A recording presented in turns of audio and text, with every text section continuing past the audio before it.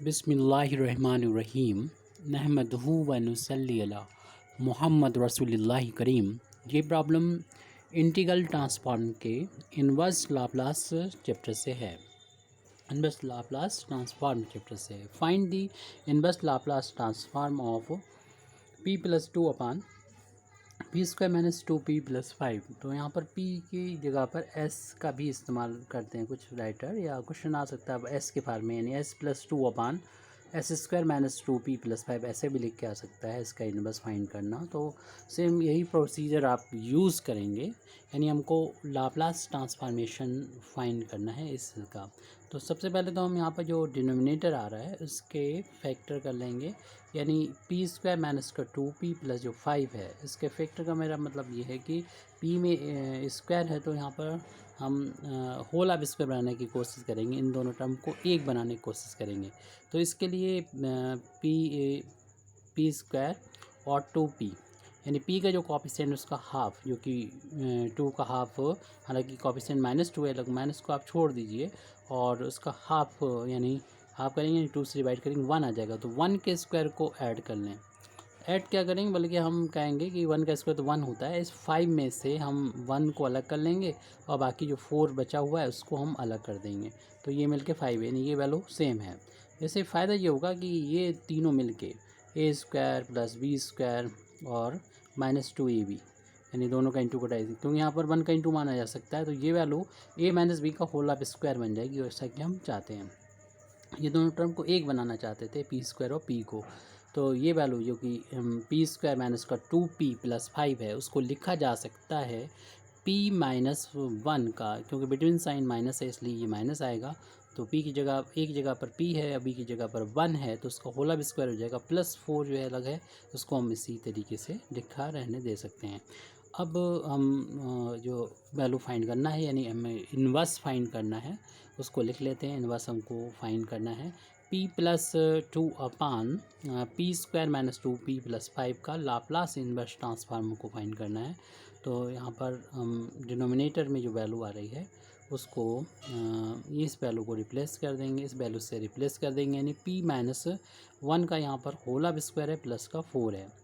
तो यहाँ पर अब देखें कि जैसा कि डिनोमिनेटर में है p माइनस वन है, इसका होल ऑफ स्क्वायर बन रहा है, तो आप न्यूमरेटर में भी इसी फार्म में भी बदल दीजिए, यानी p माइनस वन कर लीजिए पहले। उसके लिए फिर हमें जो भी कुछ करना होगा वो करेंगे, यानी हमें यहाँ पर अगर थ्री कर देते हैं, यानी वन माइनस किया तो वन प्लस भी कर दिया, टू में वन प्लस हुआ तो ये थ्री बन गया, क्योंकि आप इसका डिफरेंस देखेंगे थ्री में से वन तो टू ही है, यानी टू को इस तरीके से लिख सकते हैं।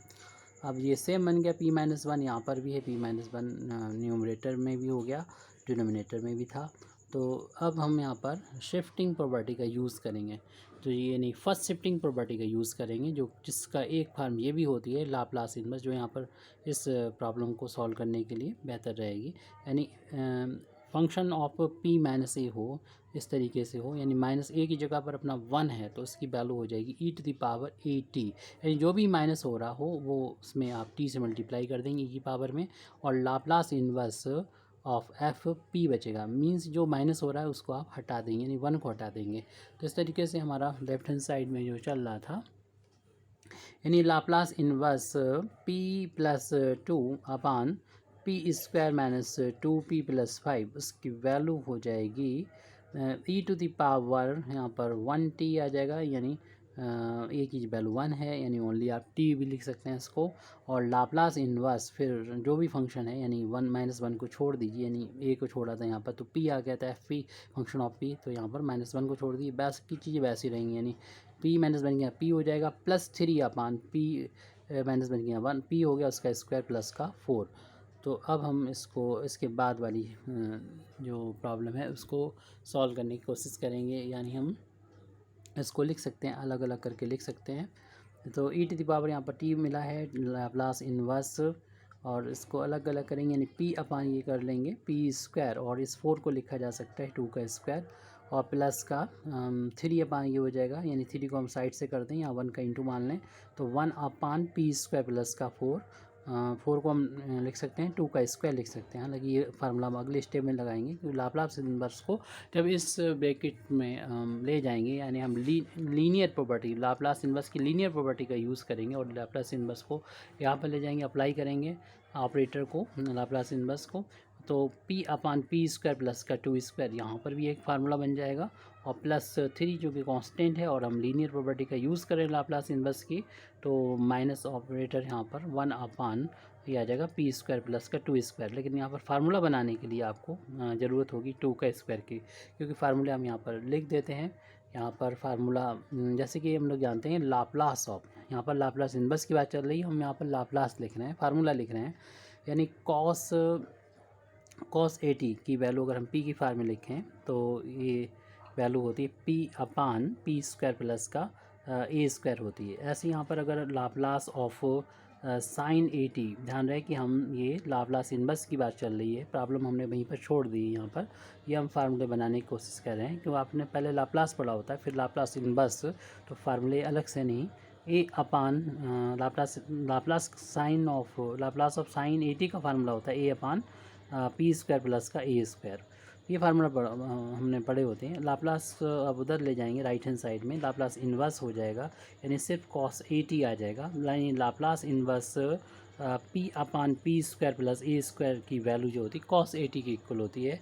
यानी हमें इसमें फार्मूला अप्लाई कर देंगे ये वाला, यानी p/p² प्लस a², यानी a की जगह पर अपना 2 है यहाँ पर क्वेश्चन में, और ये इस वाले वैल्यू के लिए आपको मालूम है a ऊपर होना चाहिए, क्योंकि हम यहाँ पर साइन 80 जब करेंगे तो लाप्लास को राइट हैंड साइड में पहुँचा देंगे, तो लाप्लास इन्वर्स में कन्वर्ट हो जाएगा। ये वैल्यू हो जाएगी a/p² प्लस का a² हो जाएगा, और ये वैल्यू मतलब जो a इधर है वही यहाँ पर होना चाहिए, जिसका स्क्वायर यहाँ पर वो यहाँ पर होना चाहिए, तो यहाँ पर 2 का स्क्वायर है तो ऊपर 2 होना चाहिए। तो 2 को हम बनाने के लिए 2 का ऊपर नीचे मल्टीप्लाई और डिवाइड कर देंगे, तो इसके लिए हम अगली स्टेप का भी यूज़ कर सकते हैं, या फिर आप यहाँ पर 2 से डिवाइड 2 से मल्टीप्लाई कर दें।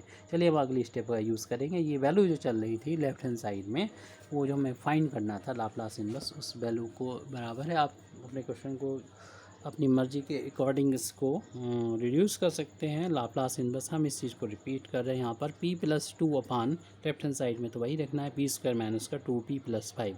आप चाहते इस स्टेप को थोड़ा सा डायरेक्ट भी यूज़ कर सकते हैं फार्मूला। हम यहाँ पर आपको e⁻t स्क्वायर ब्रैकेट लगा लीजिए, यहाँ पर हमने कर्ली ब्रैकेट लगा रखा है, तो आप स्क्वायर ब्रैकेट यहाँ पर अप्लाई कर लें, और फिर इसमें फार्मूला तो डायरेक्ट ही अप्लाई कर सकते हैं, क्योंकि डायरेक्ट वैल्यू मिल गई है। a की जगह पर हमारा 2 है, तो cos 2 टाइम्स t हो जाएगा, तो ये वैल्यू तो डायरेक्ट फार्मूले के अकॉर्डिंग cos 2 t हो गई। यहाँ पर प्लस का साइन है, अप्लाई कर दिया हमने। 3 में हम 2 से डिवाइड कर देंगे, और चूँकि लाप्लास इन्वर्स यहाँ पर है, 2 कांस्टेंट है, तो आप यहाँ पर 2 से हम जो मल्टीप्लाई किया तो उसको अंदर ले जा सकते हैं लाप्लास इन्वर्स में, और यहाँ पर 2 पहले से बन था 1 × 2 हो चुका है, और अपान में जो वैल्यू चल रही थी वो यहाँ पर p² प्लस का 2² है। ऐसा हमने इसलिए किया क्योंकि हम फार्मूला बनाना चाहते थे, यानी Laplace inverse p² plus a² का, जिसके यहाँ पर साइन 80 लिख सकते थे। यहाँ पर हमारा 2 है क्वेश्चन में, तो 2 टाइम्स t हो जाएगा। तो ये वैल्यू आ चुकी है जो हमें फाइंड करना थी, e⁻t cos 2 times t plus 3/2 sin 2 times t। इस तरीके से हमारी प्रॉब्लम कंप्लीट हो जाती है। Thank you very much Indeed for listening me. व आखिर दावाना अल्हम्दुलिल्लाहि रब्बिल आलमीन।